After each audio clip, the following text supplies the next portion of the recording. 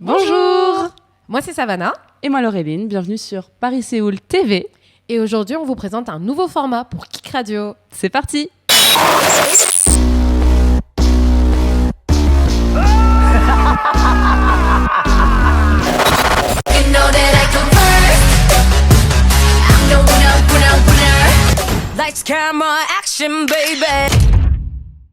Bonjour à toutes et à tous et bienvenue sur Kik Radio. Nous sommes Savannah et Laureline. Et Kik Radio, c'est l'émission qui parle K-pop. Au sommaire, nouveautés, coups de cœur, débats et anecdotes. Jingle. Alors, dans les nouveautés, il y a déjà le comeback de B2B. Qu'est-ce que t'en as pensé ? Alors, j'ai juste écouté Wind and Wish. J'ai pas écouté l'EP en entier, mais moi, c'est un grand bonheur. C'est le matin, il est tôt, j'ai mon café. Et c'est un grand bonheur de retrouver les B2B parce que je les adore. Je les suis depuis leur tout début, avec leur début de song que j'avais adoré.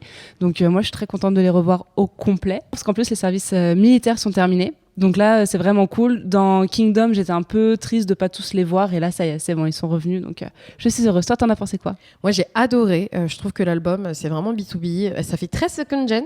J'ai beaucoup aimé Wind and Wish et j'ai écouté l'album et en fait ce qui m'a étonné c'est qu'ils aient sorti cet album en mai alors que l'album fait très automnal. Oui. Et c'est sûr que l'album va marcher puisque les chansons c'est tous des bop, mais je pense qu'il aurait encore mieux marché s'il l'avait sorti en octobre. Ouais, c'est un peu une ambiance... Ouais, petite balade. Ouais, nostalgie. Voilà, exactement. Ça. Tu marches main dans la main, tu regardes les feuilles tomber. Donc ouais, après, dans tous les cas, ça va marcher. Oui, mais, top. C'est B2B, quoi. Un autre comeback, c'est aespa, qui est revenu avec Spicy. Qu'est-ce que tu en as pensé ? Je l'ai préféré à leurs anciennes chansons. Ça passe pas au-dessus de Hold On Tight, parce que j'ai vraiment adoré cette chanson. Mais moi, j'aime bien. Par rapport à leurs précédentes, je préfère celle-ci. Ah ouais ? Ouais, personnellement, moi, je préfère celle-là. Par rapport à Girls. Moi, même celle d'avant aussi, hein, Next Level et tout. Moi, j'ai beaucoup aimé Next Level. Moi aussi. Vraiment. Moi aussi. J'ai vraiment mais je sais pas, j'ai préféré Spicy. Et ben moi, je trouve que Spicy, le clip était sympa et tout, mais dans l'album, je suis pas sûre que t'aies écouté l'album pour l'instant, mais dans l'album, il y a une chanson qui s'appelle Welcome to My World, et je trouve qu'ils auraient pu limite, c'est une balade, en fait, une balade qui fait très genre Skyfall de Adele. Et je pense qu'ils auraient limite pu prendre cette chanson-là en chanson-titre. Ouais, exactement. Okay. Pour un peu justement mettre en avant ce que t'as aimé dans Hold On Tight, les vocals de aespa. Je trouve ça un peu dommage qu'ils soient un peu restés dans un truc hyper pop. Bon, après, c'est l'été, donc... oui, voilà. C'est dans le thème en ce moment. Mais moi j'ai bien aimé. Je l'écouterai pas en boucle non plus. Clairement. Non, mais Welcome to My World, genre écoute-la après. Ouais, je l'écouterai. Et celle-ci, tu peux vraiment l'écouter en boucle. Enfin, elle vaut vraiment le coup. D'accord. Et ben j'écouterai ça. Et là, par contre, c'est vraiment le nouvel EP d'Icon. T'as adoré. J'ai adoré, vraiment. Et pourtant, la chanson titre You, je l'ai pas plus kiffé que ça. Ah ouais. Ouais. Et pourtant, alors bon, j'aime bien le clip, j'aime bien l'ambiance et tout, mais elle m'a pas plus attiré que ça. Rom Pom Pom, par contre. Rom Pom Pom. Oh la vache, cette chanson, Rom Pom Pom. Je l'ai adorée, je la saigne. Je pense qu'ils auraient, pour le coup, pu utiliser celle-ci en chanson titre. Mais pourtant, je crois qu'il y a deux title tracks. Il y a You et il y a Tantara. Oui, Tantara. Alors, Tantara, je l'aime beaucoup. Ouais, moi, j'ai adoré Tantara, vraiment. J'ai trouvé que c'était tellement icon. Oui. Ah, je suis totalement d'accord. Mais Rom Pom Pom. D'accord. J'ai écouté l'album, mais je t'avoue que c'est pas celle qui m'a plus marqué. Ouais. En vrai, moi, j'ai adoré les solos. Des mecs, donc Kiss Me, tu vois, de DK, genre, je me suis dit, mais waouh, je savais que c'était un lover, mais je pensais pas à ce point-là. et j'ai adoré. Et Song, il a fait une chanson un peu trotte à la fin. Alors, justement, genre mes potos. Celle-ci, je commence à l'écouter, je me dis, non, du trotte, non, franchement, pas fan. Non, écoute, donne une chance. J'ai bien fait parce que j'ai vraiment kiffé. Pour le coup, j'ai vraiment kiffé. Cool. Elle est archi cool. Je trouve ça trop bien qu'ils aient mis ça dans l'album. Mais vraiment. Tu sais, vraiment, ils ont dû se dire, allez, moi j'ai envie de me faire un kiff. Un kiff. Let's go les gars. Je pense que c'est vu qu'ils ont quitté la YG, ils se sont dit vas-y, ils nous ont pas laissé faire. En fait, je veux ma trot song et je vais la faire. Je suis trop contente pour eux. Mais oui, genre, ils ont fait vraiment des chansons qu'ils avaient envie de faire. Et puis ça s'écoute tellement facilement, je sais pas, genre tu fais autre chose en même temps et je trouve que ça fait vraiment album de printemps. Pour le coup, c'est très frais, c'est très léger. Je suis d'accord avec toi. J'aime trop. Et aussi un truc que j'ai beaucoup aimé, et je sais pas si t'as remarqué ça, mais dans certaines des chansons, des fois, j'ai l'impression d'entendre la voix de Taeyong, ou la voix de JD. Genre, ça fait très Big Bang. Certaines chansons sont hyper Big Bang. Et peut-être pour ça que t'as autant aimé l'album. C'est peut-être pour ça que j'ai autant aimé. C'est peut-être pour ça, ouais. Franchement, il y a plein de chansons, je me suis dit, mais attends, mais c'est bien Icon, tu vois. Je regardais, enfin, c'est bien Icon. C'était bien ça. Non, bah peut-être c'est pour ça. Inconsciemment que j'ai kiffé. Et quel est ton coup de cœur de cette semaine ? Alors moi, mon coup de cœur, c'est Unforgiven de Les Seraphim. On n'en a pas encore parlé. C'est vrai qu'on n'a pas parlé de ce groupe encore. Mais ouais, Les Seraphim sont revenus, pareil, la semaine dernière avec Unforgiven. Et j'ai adoré le concept, j'ai adoré le MV, j'ai adoré la danse. Je trouve que la promo des filles est top. Et puis aussi, la chanson, elle rentre vachement dans la tête. Elle rentre énormément dans la tête. Ouais, et la choré, elle est trop cool. Ouais, non, j'aime beaucoup. Je trouve que c'est trop bien parce que les Seraphim, elles ont que des chorés assez finalement simples à suivre et avec des moments de la choré qui sont hyper mémorables, tu vois. Et j'ai beaucoup aimé Unforgiven. Je trouve que la chanson, elle rentre dans ta tête, mais incroyable. En plus, t'as ce riff à la guitare de Nile Rodgers qui est ouf. Mais ouais, non, j'ai beaucoup aimé. Et le Seraphim, à part Antifragile, j'avais pas écouté plus que ça. Ok. Mais celle-ci, vraiment chouette. Et là, rien que d'en parler, je l'ai en tête. Ouais, donc, exactement. Elle est vraiment cool. Et toi, ton coup de cœur ? Et alors, moi, mon coup de cœur, c'est du boys band One Us, la nouvelle chanson Erase Me. One Us, pareil, j'écoutais surtout des title tracks, je voyais les clips passer. Il y en a eu quelques-unes que j'aimais bien. Je suis pas allée voir plus loin. Ma curiosité m'a pas emmenée aussi loin, mais là, oui, parce que franchement, Erase Me en boucle, je l'aime énormément. Et au début, je voulais la mettre en nouveauté. Je me suis dit, non, vas-y, en fait, je la saigne, donc je vais la mettre en coup de cœur parce qu'elle est vraiment géniale. One Us, Erase Me. Voilà, ça me permet aussi de me renseigner un petit peu plus sur ce groupe-là que je ne connais pas si bien. Mais t'avais regardé Road to Kingdom ? T'avais regardé que Kingdom ? Que Kingdom, pas Road to Kingdom. Regarder Road to Kingdom, déjà parce qu'il y a Pentagon et il y a The Boys.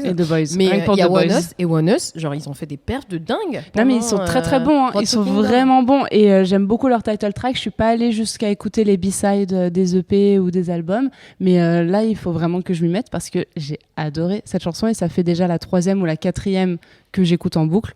Donc voilà, c'est le petit signe qu'il faut y aller. Est-ce qu'on se fait pas une petite pause avec justement One Us ? Et quel sera notre thème de débat aujourd'hui ? Aujourd'hui, on se demande qui va être le prochain BTS. C'est une question qui me tient vachement à cœur parce que j'ai hâte de voir en fin de compte qui va prendre le lead dans les 5 prochaines années sur la K-pop. Donc hâte d'en parler avec toi. Et bien la même. Et bien à tout de suite.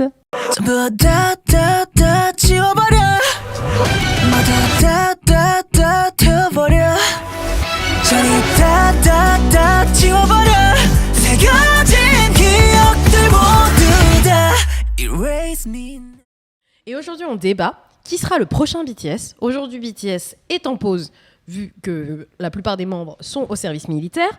Il y a la 5e génération qui va arriver avec Psychers, Zero Base One. Et surtout Zero Base One. Surtout Zero Base One, tout le monde le sait. Et qui pourrait potentiellement les remplacer. Toi, je sais que tu es revenu dans la K-pop grâce à BTS. Oui. Plus ou moins, oui. Oui, tout à fait. Et il y a vraiment beaucoup de gens aussi qui ont découvert la avec K-pop avec BTS. En vrai, ils ont commencé à exploser en 2017-2018, ce qui a amené un certain nombre de fans internationalement dans la K-pop. Et ça, c'est trop cool. Et ils ont eu un retentissement qui a été très long jusqu'à finalement cette année, où leur carrière a duré finalement 10 ans. Mais jusqu'avant... Avant BTS, généralement, chaque grand groupe, à savoir que ce soit Big Bang, EXO, Super Junior, DBSK, avait le lead pendant 3-4 ans et topait les charts et était le king of K-pop pendant 3-4 ans, que ce soit au Mama ou au D5, et il gagnait Song of the Year, Artist of the Year et tout. Mais là, BTS, ils ont fait ça pendant 7 ans. C'est clair. Dans le sens où il n'y avait même plus de surprise, quoi. Voilà, et en fait, BTS, donc pendant quasiment les 7 dernières années, 6 ans finalement, 2017, depuis les 6 dernières années, ont leadé les charts et tout ce qui est cérémonie d'awards pour gagner des prix, ce qui n'a pas permis à des groupes comme Stray Kids ou 80's d'avoir en fin de compte le lead, d'avoir la dominance sur le marché, alors qu'ils ont débuté en 2018. Ouais. Donc, maintenant que finalement c'est passé, puisque 80s et Stray Kids et The Boys, ils ont tous débuté il y a 5 ans, il leur reste 2 ans de contrat, bien sûr qu'ils vont pas disband, les amis, on sait tous. Mais moi, je me demande qui, après eux, vont prendre le lead. Selon toi, qu'est-ce qui fait qu'un groupe va fonctionner autant que BTS ? Alors, franchement, je pense pas être la meilleure personne pour ça, parce que quand BTS a débuté, moi, j'étais en mode... J'ai adoré No More Dream et tout ça. J'ai adoré cet album, mais j'aurais pas misé un copec sur eux. Oui, c'est vrai, tu le disais. Ah ouais, non, vraiment, mais je continue de le dire. Oui. À aucun moment, j'aurais dit, eux, ils vont tout déchirer. Moi, j'étais vraiment encore déjà sur... j'en revenais pas de Psy, qu'il est autant cartonné avec Gangnam Style. Ouais, en 2012. Voilà. Moi, je pensais vraiment qu'avec l'album de Big Bang avec Fantastic Baby, ça allait exploser à l'international. Pas du tout. Ouais, pas du tout. Vraiment pas du tout, du tout. Donc, première déception. Et là, je ne sais pas. Et je pensais honnêtement que là, avec la 4e génération, la nouvelle à ce moment-là, tout ce qui était Stray Kids, 80s, même The Boys, que ça allait un peu exploser, tu vois, qu'ils allaient pouvoir se mettre sur le devant de la scène. Et pas tant que ça. Ouais, franchement, ils font des scènes à l'international. Voilà, ils marchent. Leur retentissement est pas aussi grand que BTS, qui font les American Music Awards, qui font les Grammys, qui font bien sûr. Et en vrai, quand je regardais tout ce qui était les Mama, les grandes cérémonies de fin d'année, voilà, dès que t'avais pour artiste de l'année, t'avais plein d'artistes. Dès que tu as dès que tu as BTS, il y a même plus de suspense. Oui, non, en fait, tu sais que le mien il l'aura pas, en fait. Ceux sur qui j'avais misé ne l'auront clairement pas. Et je pense que même eux, les artistes là-bas, ils se disent il y a BTS, laisse tomber, on l'aura pas. Laisse tomber, on y est vraiment juste pour faire joli et faire on sait qu'on l'a pas. Ouais, mais la question qui se pose, tu vois, c'est aujourd'hui. Moi, qui je pense pour les dépasser. Bah ouais, mais comme tu dis, en soi, peut-être que Stray Kids et 80s n'ont pas réussi à avoir ce retentissement-là parce que BTS prenait tout le devant de la scène. Maintenant qu'ils sont en pause, peut-être qu'un groupe comme Psychers, qui a plein justement, j'aimerais bien des fans grâce à 80s, grâce à Stray Kids, parce que c'est un groupe nouveau et jeune, arrivera à avoir ce retentissement international. Moi, je m'attends un peu... j'attends de Psychers qu'ils ne me déçoivent pas. Ça va, ils ont sorti 2 chansons, on a le temps, t'inquiète. Certes. Mais en plus, l'avantage aussi qu'ils ont, c'est que 80s a quand même beaucoup de succès. Ils sont quand même très bons. Et on a Hongjoong de 80s qui fait partie des paroliers de Psychers. Oui. On a aussi Eden de la KQ. Oui, la KQ, ils sont quand même très bons pour produire les chansons. Donc, mais peut-être que 80s, ils n'ont pas réussi justement à dépasser BTS parce que c'était en même temps, mais peut-être que Psychers a une petite chance de passer. Moi, un truc que tu as dit tout à l'heure qui était très vrai, c'est que je dis beaucoup de vérité. On pensait pas... La plupart des groupes n'ont pas marché internationalement comme BTS. Voilà. Moi, je prends l'exemple d'EXO. EXO, ils ont cartonné de 2012 à 2014. C'était les King of K-pop. Mais c'était où ? C'était en Chine, au Japon, en Indonésie, en Thaïlande. En Asie. C'était en Asie. En Asie. Mais ils restent souvent en Asie. Ouais, mais tu vois, BTS, c'était pas en Asie. C'était aux États-Unis, c'était en Europe. C'était partout dans le monde. Mais finalement. Là, qui était surprenant, c'est que BTS, ils ont eu autant de succès à l'international sans faire de chansons en anglais. Ouais, t'as raison. C'était ça aussi, parce que moi, je redébarque. C'est vrai. Et je vois qu'ils vont faire le Stade de France et je me dis, ça y est, c'est bon, c'est devenu des Américains, ils ont tout fait en anglais. Pas du tout. Ouais, au moment où ils avaient fait le Stade de France en 2019, il y avait que Boy With Love. Mais c'est ça, et encore. Boy With Love. Boy With Love. Il y a du coréen dedans. Il y a du coréen, c'est vraiment juste LA qui chante en anglais, mais c'est tout. Si, c'est vrai, et vraiment, tout était en coréen. Et c'est que vers 2020, où on a eu Dynamite avec Butter, où là c'était que de l'anglais. Et je crois que juste après c'était Permission to Dance, où c'était qu'en anglais aussi. Et en plus, ça a pas si bien. Enfin, si, ça a bien marché, mais eux, ils ont pas plus kiffé que ça de le faire. Moi, j'ai pas trop aimé. À part Butter. Franchement, Butter, j'avoue, j'ai vraiment kiffé. Dynamite, elle m'a saoulée. Mais c'est ça qui était impressionnant, c'est que c'est sans faire de chansons en anglais. Alors que Monsta X, qui eux ont fait des chansons, des albums en anglais avec des artistes américains, ils n'ont pas plus décollé que ça. Oui, ils ont eu de la notoriété, ça a marché, mais pas à l'image de BTS. Super M, ils ont été reçus aussi aux États-Unis, ils ont fait Hélène DeGeneres, d'autres aussi, j'ai oublié les noms. Mais bon, ils sont pris le Covid en pleine face aussi. Donc, bien sûr. Compte. Mais après, c'est sûr que le succès n'était pas le même niveau. Mais moi, la question que je me pose, tu vois, parce qu'on parlait de Psychers, est-ce que ou même Zero Base One, hein, tu vois, moi j'adore Zero Base One, j'en parle tout le temps, c'est vraiment mes nouveaux chouchous, mais je suis pas sûre que Zero Base One arriveront à attirer une fanbase internationale comme BTS. Pourquoi ? Parce qu'en fait, c'est ce que j'ai te demandé. Qu'est-ce qui te fait dire ça ? En fait, parce que Zero Base One, pour moi, déjà, t'as des membres chinois dedans, donc ils vont avoir une très grosse fanbase chinoise, c'est normal. C'est un groupe qui me fait penser à un groupe qui est plutôt targeté pour le Japon et pour la Corée. Tu vois, vraiment Asie. Ouais, vraiment Asie. Et en fait, je me dis, quand un groupe est targeté pour l'Asie, peut-être que ça va pas marcher à l'international, tu vois. Et parce qu'en fait, les fans, que ce soit les fans français ou les fans américains, on n'aime pas du tout la même chose que les fans japonais.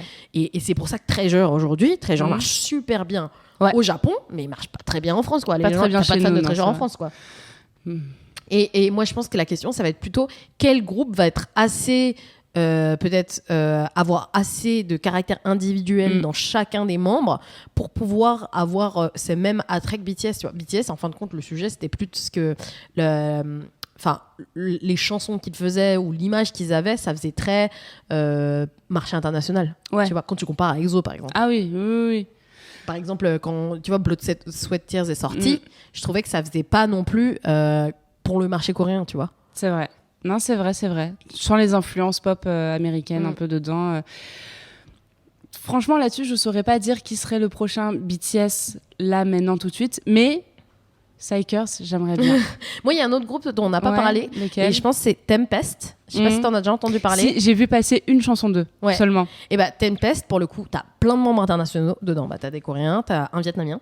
Dedans. Ouais. Oh wow. C'est le mec qui avait fait Island qui s'appelle Han Bin et en gros il devait être dans NIPEN mais il a pas fini dans NIPEN puisqu'il était pas dans le top et donc il est dans Tempest et le groupe marche super bien internationalement. Il marche pas si bien que ça en Corée mais il marche super bien internationalement.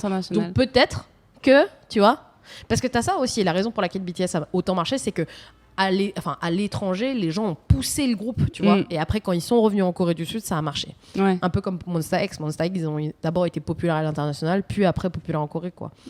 Donc peut-être que c'est ça la force. Peut-être que ça sera peut-être des groupes qu'on soupçonne pas parce qu'ils n'auront pas de hype en Corée du Sud et ils auront la hype à l'international. Ouais, exactement. À voir. Hein. Exactement. Donc toi, tu partirais plus sur Tempest. Ouais, moi je sens un petit Tempest, tu vois. Tu flaires ça. Je flaire ça. Mais après, si ça se trouve, on se trompe complètement. Peut-être. Et ça sera un groupe. Écoute, on se revoit dans 2 ans. Tu sais. Et on sera en mode genre, ah bon ? De ouf, t'imagines ?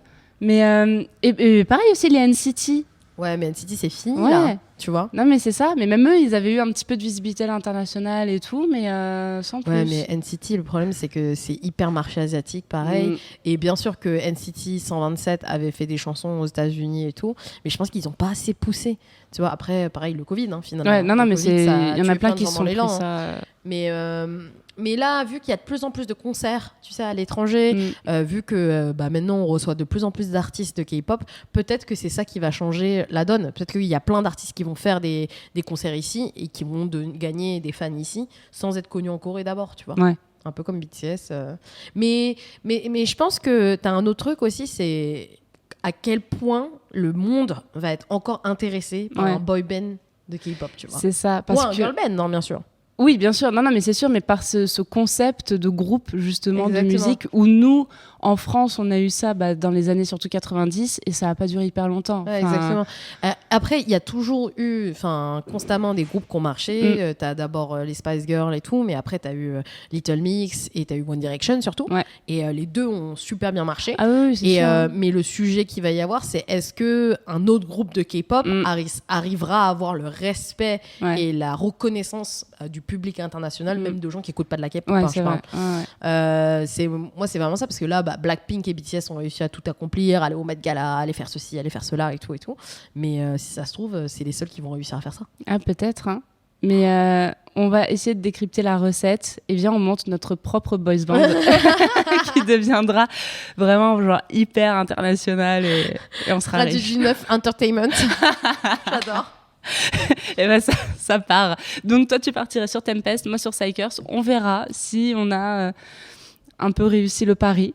De toute façon, il n'y a que le temps qui nous le dira. Il n'y a que le temps qui nous le dira, en effet. Sait pas, hein. Mais vous, dites-nous aussi si vous avez des pronostics sur des boys bands ou des girls bands, parce que c'est vrai que comme les Blackpink ne partent pas en service militaire, forcément, il n'y aura pas de pause pour tout de suite en tout cas.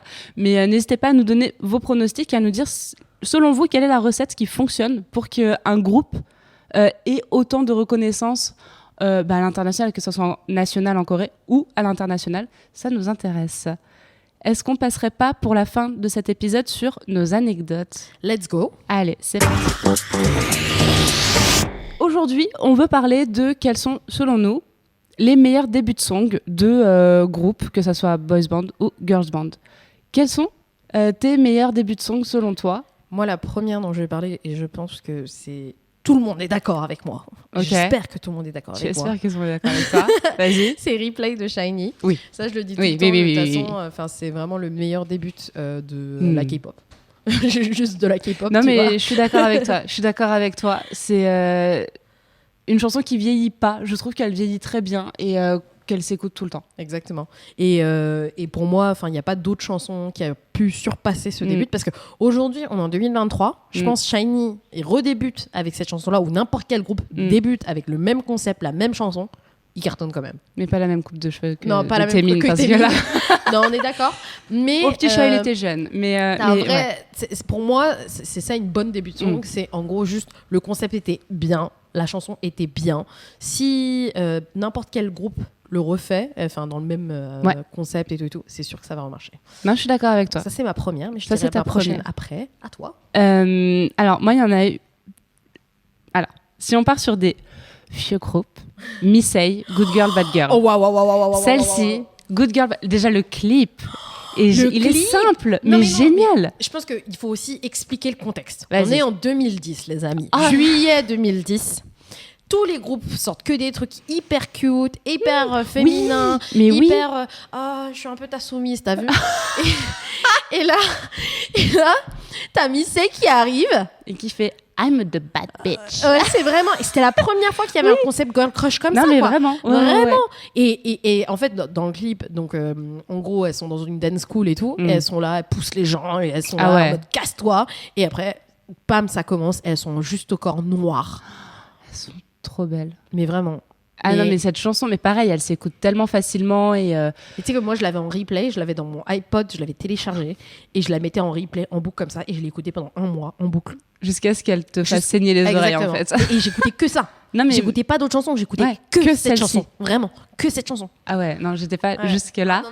Mais moi, j'étais obsédée par cette chanson. Elle est super, cette chanson. Vraiment géniale. Quelle serait ta deuxième ? Ma deuxième, c'est 11 de Hive, que tu as maintenant écouté. Quand je l'ai vu sur les notes, j'ai fait ok, je vais m'en prendre une. Je l'ai écouté. Pourquoi ? Parce que déjà, la chanson est géniale. Je trouve que la chanson est géniale. Elle a une très belle mélodie. Trop cool. Mais surtout, c'est que les filles, quand elles ont débuté, dès le premier live et dès le live d'après, elles sont incroyables. C'est même pas juste pour le MV que j'adore en fait cette chanson en début. Pour moi, c'est vraiment les performances qu'elles ont données. Mais t'as l'impression que les meufs, c'est un comeback stage, tu vois. Ouais. Tellement c'était trop bien. Tellement elles ont une aura, un charisme par rapport à cette chanson. Tellement, tu vois, Zari va regarder la caméra, faire des facial expressions. J'ai adoré le professionnalisme de Hive sur cette début de son, quoi. Et bien sûr que les filles, il y en avait 2 qui étaient dans Eyes One. Ouais, elles avaient déjà un background. Voilà, exactement. Bien sûr qu'il y a ça. Mais quand même... c'était pas que les 2 membres sur 6, c'était les 6 membres qui sont arrivés et qui ont envoyé du lourd, donc j'ai adoré, vraiment. Et toi, alors après, je vais en mettre 2 qui sont sortis avec pas énormément d'écart et où j'étais devant mon ordi à attendre que ça sorte. C'était New East avec Face. Waouh. Et B2B Insane. Ah, waouh! Ah, mais moi, c'est marrant parce que B2B, pour moi, je le mettrais pas dans un des meilleurs débuts. En vrai, moi, je comprends. En vrai, je comprends totalement. Mais j'ai tellement un amour pour ce groupe. Et cette chanson, je l'ai saignée. Cette-ci, pour le coup, vraiment pendant 1 mois en boucle. Tu vois, alors pas dans mon iPod, parce que j'avais pas. Mais vraiment, celle-ci, je l'ai surkiffée. Et New East Face, j'avais regardé tous les teasers. Et tous, ils étaient tellement géniaux. Tu découvrais les visages des membres et il y avait ces Ren avec ses cheveux blonds, avec ses cheveux blonds wow. qui se les coupe comme ça avec ses yeux, ce maquillage, c'était magnifique et j'ai adoré. Donc voilà, pour moi, je les mettrais un peu sur le même niveau parce qu'elles sont sorties presque en même temps. Alors, oui. Je peux répondre. Vas-y. Face, je suis totalement d'accord avec toi et je pense que pour beaucoup, c'est considéré comme un des meilleurs débuts de la K-pop. Surtout qu'ils étaient hyper jeunes. Mais vraiment. Mais ils étaient hyper jeunes. Hein, mais parce que je crois que le plus âgé, ouais, c'était JR, Jonghyun, qui est de 95, comme moi. Ouais, exactement. Et il avait. J'étais au lycée, en fait, 2012. quand c'est sorti. Ouais, donc, oui, j'étais au lycée. J'étais en mode. Donc, il avait 18 ans. Quand il a débuté. Et Ren, il en avait genre 14 ou 15, un truc comme ça. Ah, il est si jeune. Non, mais c'est des jeunes. Hein. Enfin, Ren et Mignonne, c'est genre 97. Ouais. Hein. Ouais, voilà, c'est 96, ça. 97. Ah oui, donc ouais. Ils étaient hyper jeunes quand ils ont débuté. C'est ça. Ouais. Donc moi, je suis totalement d'accord. Le concept était fou. Ils ont failli First Win avec cette chanson. Enfin, ça a vraiment. Enfin, tout le monde était rivé sur New East. Mais B2B, je suis pas du tout d'accord parce que pour moi, un début qui est réussi, ça veut dire que le groupe a trouvé sa couleur et ça veut dire que le groupe, c'est exactement ce qu'il doit faire pour réussir après. Je suis d'accord avec toi, mais c'est pour ça que tu prends Insane, genre après ce qu'ils ont fait, ça n'a rien à voir. Je vraiment. sais, et je suis totalement d'accord. Et je savais qu'en disant B2B Insane, j'allais avoir ce genre de remarques, mais c'est vraiment personnellement, et je comprends totalement ton point de vue, mais j'ai un amour pour cette chanson. Et je suis d'accord qu'après, ils sont partis sur totalement autre chose et tout, genre Thriller. Rien que celle-ci. Voilà, aussi. Mais ça, ce qui n'a rien à voir. Mais je sais pas, j'aime beaucoup cette chanson. Tu as le droit. Et merci. Mais voilà. Et si tu devais en donner une dernière. Alors pour moi, la dernière, et ça va étonner les gens, mais c'est Bombaya de Blackpink. Non, ça n'étonne personne, elle est géniale. Je suis désolée, mais elle est géniale. Ça, on le dit pas beaucoup, mais en vrai, Blackpink, quand elles ont débuté, c'était incroyable. Oui, c'était vraiment un truc de malade quand elles ont débuté. Aujourd'hui, en fait, avec du recul, parce qu'on est en 2023, tu vois qu'elles ont sorti que 45 chansons. T'as un peu le seum, t'as vu. Oui. T'as l'impression que c'est du talent qui est un peu gâché parce que les filles, elles envoyaient trop du lourd à leur début et aujourd'hui, elles n'ont pas sorti grand-chose. Mais au moment où elles ont sorti Boombayah et Whistle, donc il y avait double title track, c'était ouf. Déjà, les clips, c'était un clip qu'on n'avait jamais vu. Enfin, c'était un tout nouveau genre de clip, que ce soit pour Boombayah ou pour Whistle. Et aussi, la chanson, elle était trop bien. Ah non, mais elle est géniale. La chorégraphie et tout. Non, mais tu sens qu'il y a du Teddy derrière. Ouais, exactement. De toute façon, tu le sens que c'est Teddy. Et puis, tu sais, juste Bombay. Blackpink in your area. C'est tellement iconique, tu vois, aujourd'hui.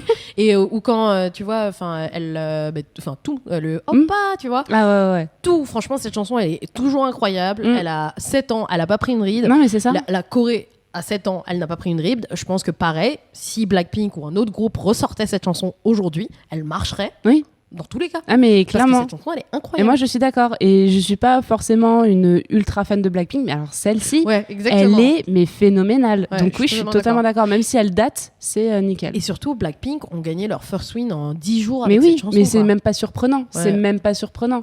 Mais c'est marrant parce que la plupart des chansons dont on a parlé, que ce soit là, Replay ou toi de ton côté Face, c'est que des chansons qui ont vraiment failli gagner des first win ou qui ont gagné des first win. Bad Girl Good Girl, elles ont gagné pareil en 10 jours, tu vois. Elles avaient battu le record du plus court temps pour gagner un first win.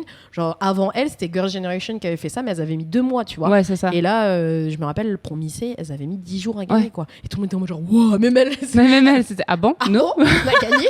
Merci. Non mais c'est Hive pareil, enfin ouais. Et pour moi, les bonnes débuts de son, comme tu dis, c'est vraiment celles qui prennent pas une ride après plusieurs années et où tu dis ça ressortirait aujourd'hui, soit avec ce même groupe, soit avec un autre, ça fonctionne. Exactement. Et Bombaya, je trouve qu'elle répond à ça. Replay, ça répond. Peut-être pas Insane, c'est pas grave. C'est pas grave, j'assume. Face, je pense qu'elle marcherait encore. Elle marchera encore. Et franchement, je continue de l'écouter. Ouais. Et les chansons de New East, elles sont vraiment chouettes, mais je pense qu'il est un peu trop sous-coté, ce groupe, honnêtement. Hello, ma chanson. Oh mon Dieu, mais celle-ci, Hello. Mais c'est un classique. Je suis désolée, c'est un classique. Mais voilà. Dites-nous quels sont, selon vous, les meilleurs débuts de song. Et je finirai avec Psychers. Tricky House. Beaucoup plus récent, mais qui, pareil, je pense que dans quelques années, n'aura pas pris une ride parce que je l'adore, cette chanson. Sûr. Elle est géniale. Il est déjà l'heure de se quitter. Malheureusement, mais oui. Mais on revient la semaine prochaine avec quoi comme sujet ? Avec quand est-ce qu'on fait partie d'un fandom ? Donc la question c'est vraiment quand est-ce qu'on se sent fan ? Est-ce que c'est à partir du moment où on stan ou est-ce que c'est à partir du moment où on a le membership card ? Donc voilà. Vaste sujet. Retrouvez-nous sur les réseaux sociaux @paris-seoul-FM et aussi à @K-pop is for cool kids ou venez nous voir au Geek Café au 12 rue d'Alexandrie dans le 2e arrondissement de Paris. Et on se quitte sur Bombaya. Bombaya.